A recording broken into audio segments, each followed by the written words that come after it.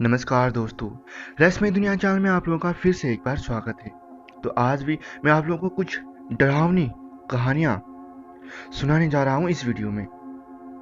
तो चलिए शुरू करते हैं हमारी पहली कहानी से। ये बात काफ़ी पुरानी है, शायद 1991 या 92 की होगी। उस समय हमारे पड़ोस में एक किराएदार रहा करते थे।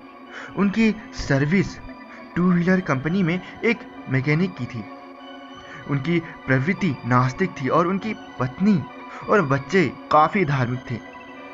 उनके बीच में हमेशा इसी बात को लेकर झगड़ा होता रहता था कि जब भी कोई धार्मिक समारोह होता था, जैसे कोई साधु संत का प्रवचन होना हो या कोई झांकी हो, या फिर पड़ोस में किसी के भी यहाँ भजन मंडली का कार्यक्रम क्यों ना हो, उनकी पत्नी किसी भी समारोह में पुण्य कमाने के अवसर नहीं खोना चाहती थी। इसीलिए वो जब भी किसी का बुलावा आता था, कोई ऊंचे साधु संतों का प्रवचन होता, तो तुरंत वहां जाने के लिए तैयार हो जाती थी।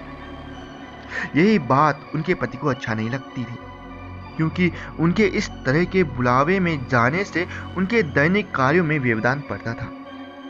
तो मित्रों, बात भी सही थी, क्योंकि पहली जिम्मेदारी हमारे घर की होती है, बाद में अन्य कार्यों की।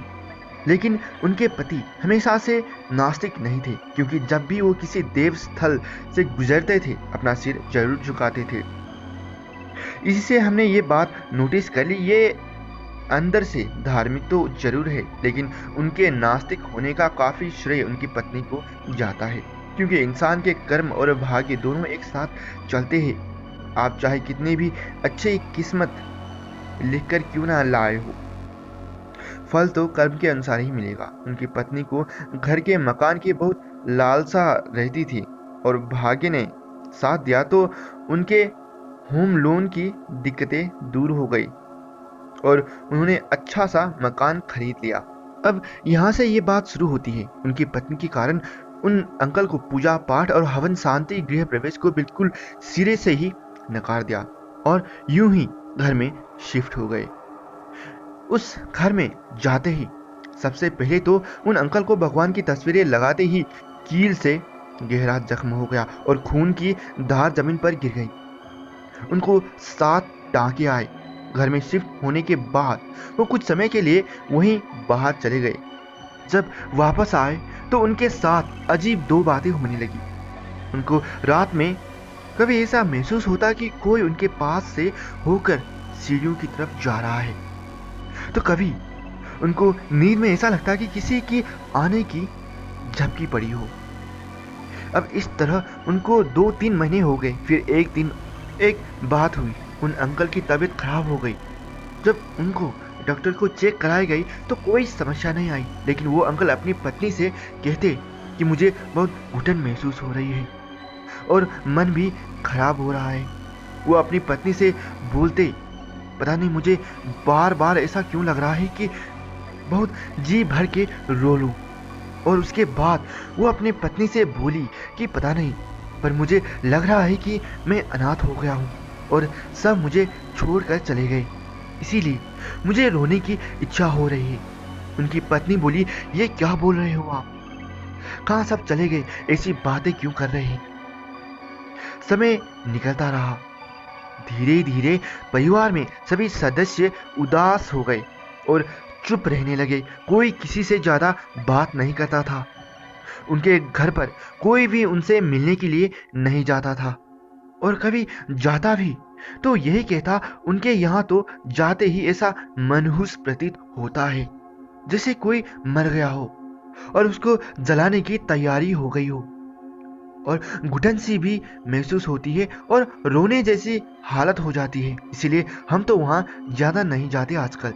शायद उनकी पत्नी के अच्छे कर्मों का ही फल मानते हैं कि एक दिन एक सारंगी बजाने वाला, जिसको हम लोग कमली भी कहते हैं, उधर से गुजर रहा था। तो उनके बच्चे बाहर ही बैठे थे। अचानक वो दरवाजे के पास आकर रुका और बच्चे को थोड़ी देर देखने के बाद कहा, बेटा तुम्हारी मम्मी को बुलाओ।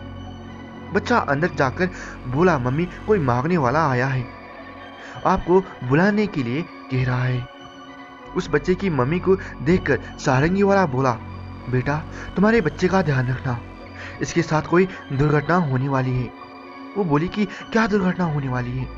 वो बोला, तुम उसे रोक नहीं सकते, जो होना है वो तो होकर ही रहेगा, हम उसे नहीं रोक सकते, पर जितना जल्दी हो सके इस मकान को छोड़ दो, या फिर इस घर में गायत्री पाठ और दुर्गा सप्तशती का 9 दिन का अखंड पाठ करा लेना, नहीं तो तुम यहाँ चैन से नहीं रह पाओगे और आगे कुछ भी हो सकता है। वो सारंगी वाला चला गया। उसके थोड़ी देर बाद बच्चे की माँ ने उसे किराने की दुकान से कुछ लाने के लिए भेजा, जो रोड के उस पार थी। तो बच्चा जब सामान लेकर आ रहा था तो उसको किसी स्कूटर वाले ने टक्कर मार दी। इत्तेफाक से बच्चे की भी 7 टाँके आए। अब जब से वो सारंगी वाला बोलकर गया तब से वो घर में दहशत सी आ गई। फिर उन आंटी ने वहाँ गायत्री पाठ और सप्तशती चंडी का पाठ कराने की सोच ली, लेकिन जब भी इसका नाम लेते तो उनके पति फिर से उन्हें सभी चीजों को मना कर देती थी।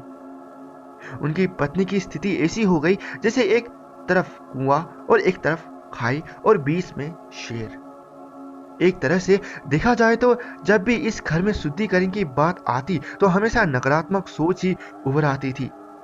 एक दिन उन अंकल के कोई रिश्तेदार वह मिलने आए जो भजन कीर्तन में व्यस्त रहते थे। उन्होंने भी जब वो जाने लगे तो बोले, तुम ये मकान जल्दी से छोड़ दो, नहीं तो कुछ भी हो सकता है, मुझे यहाँ कुछ अच्छा नहीं लग रहा है। फिर काफी जनों की राय लेने के बाद उनको वो घर छोड़ना पड़ा। फिर कुछ महीनों बाद वो आंटी एक बुजुर्ग महिला से बातें कर रही थी, तो बातों ही बातों में उस मकान की जिक्र चला। तो उन बुजुर्ग महिला ने बताया कि यहाँ पर एक लड़की छत से गिर गई थी, और जब दूसरा परिवार यहाँ रहने के लिए आया तो एक दिन घर में करंट फैलने से सबका सब 7 लोग मर गए थे। ये घटना उन बुजुर्ग महिला के शादी के समय के आसपास घटी थी। तो दोस्तों, इस पूरे घटनाक्रम में 7 के आंकड़े का माजरा समझ के भी नहीं समझ आया, और ये घटना हमें एक बात जरूर सिखाती है कि बिना मुहूर्त और पूजा पाठ के कोई महत्वपूर्ण कार्य नहीं करना चाहिए। तो दोस्तों, आपको ये पहली कहानी और घटना कैसी लगी? तो आइए चलते हैं हम अब दूसरी कहानी की तरफ। किसी ही गांव में एक पठान और उसका हंसता खेलता परिवार रहता था। भेड़ बकरियां चढ़ाकर अपना और अपने परिवार का गुजारा जैसे तैसे कर लिया करता था, मगर उसका मुख्य व्यवसाय खेती था। इसके लिए समय में बुआई करना और खाद बीज डालना जरूरी है, और इससे भी ज्यादा महत्वपूर्ण बात बारिश का सही मात्रा में होना भी। कम और अधिक वर्षा होने से फसलें बर्बाद कर देती है। 2-3 सालों तक उसको कम और उससे भी कम आमदनी हुई, और इसीलिए गुजारे के लिए जमींदार से ब्याज लिया, तो उसे चुकाने के लिए काम की तलाश में बाहर जाना पड़ा। पीछे से जमींदार ने उसके पत्नी और एक बेटी को पैसे के लिए परेशान करना शुरू कर दिया। हद तो तब हो गई जब उसने पैसों की खातिर उसकी झोपड़ी में आग लगवा दी। इसी बीच पठान की बेटी ने जमींदार और उसके बेटे को वहां से भागते हुए देख लिया। दुर्भाग्य से उसकी पत्नी और बेटी दोनों उस आग में बच नहीं पाए। इधर पठान आया तो अब उसके लिए कुछ नहीं बचा था। उसने हादसे का कारण जानने की कोशिश भी की, पर कुछ भी पता नहीं चला। पठान की हालत पागलों जैसी हो गई, और वो जंगलों और पहाड़ों में भटकता रहता था दिन रात।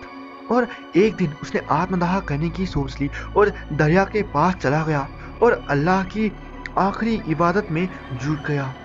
जैसे ही इबादत खत्म हुई, तभी वहां से एक फकीर बाबा अल्लाहू अल्लाहू कहते हुए जा रहे थे।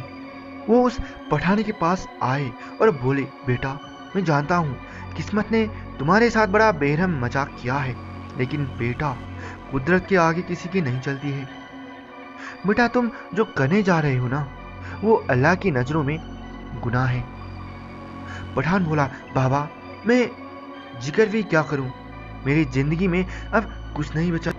तभी वो बाबा बोले, जो हो गया उसे बदलना संभव नहीं है, लेकिन मैं एक बात बताना चाहता हूँ। अल्लाह के रहमो करम से तुम्हारी बेटी का सर जमीन पर फिर से वजूद हुआ है, लेकिन बेटा उसकी रूह को अभी तक शांति नहीं मिली है।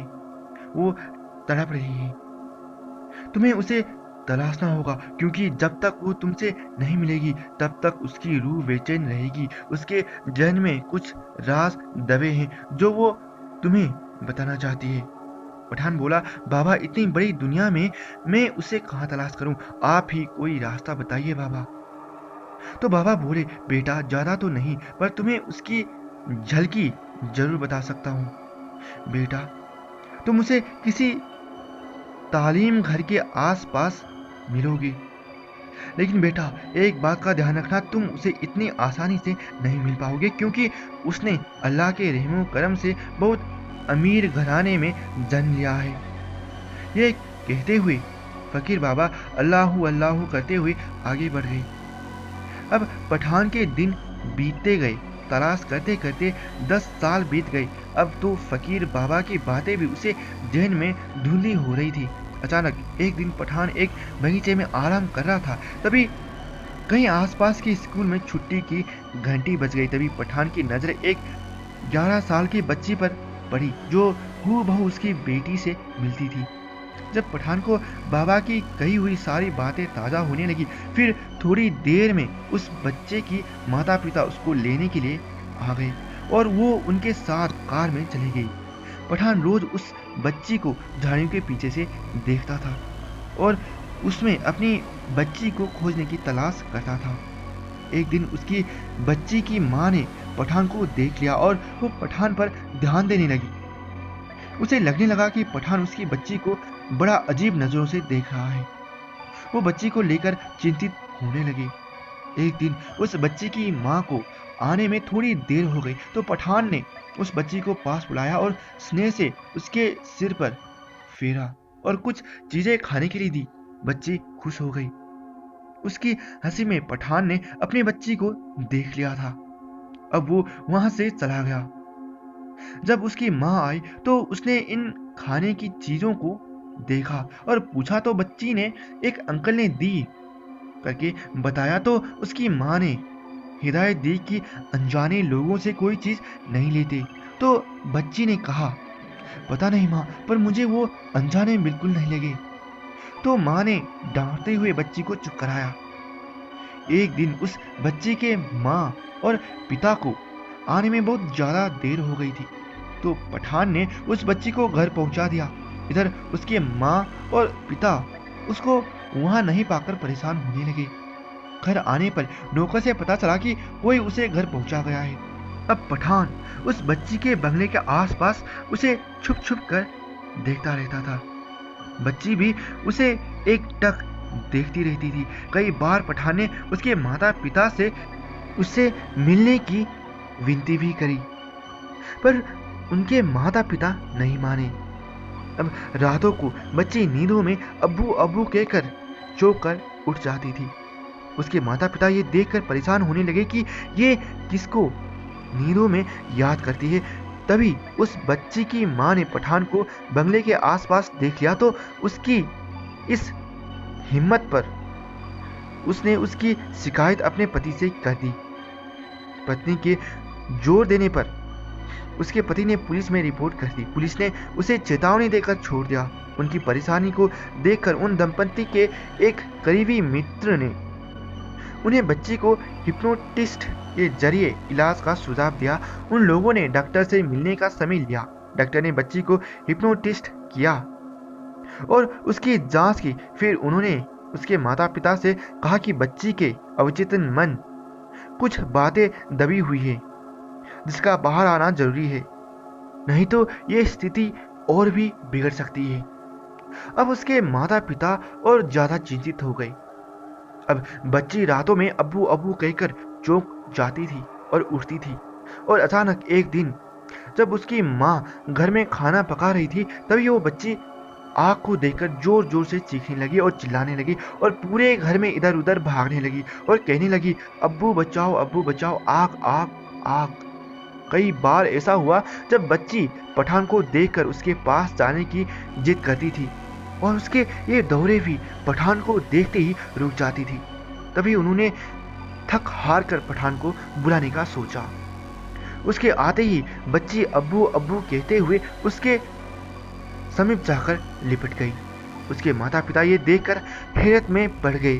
तभी पठान ने अपनी बेटी की तस्वीर निकालकर उनको दिखाई और बोला, आपकी बेटी जब तक ठीक नहीं हो पाएगी तब तक बच्ची उसके साथ उसके गांव नहीं जाएगी। और रास्ता नहीं होने के कारण उस बच्ची के माता पिता ने पठान की बात मान ली और गांव जाते ही बच्ची पठान को गांव की हर चीजें बताने लगी। बच्ची के माता पिता हैरत में पड़ गए, ये तो यहाँ कभी नहीं आई थी, तो इससे ये सब कैसे मालूम। तभी गांव के लोग बच्ची को देखकर पठान से बोले, बेटा ये तो उस आग में।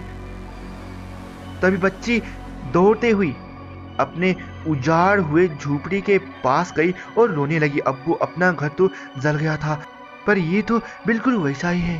तभी पठान ने कहा, हाँ मेरी बच्ची, अपना घर कहाँ जला है।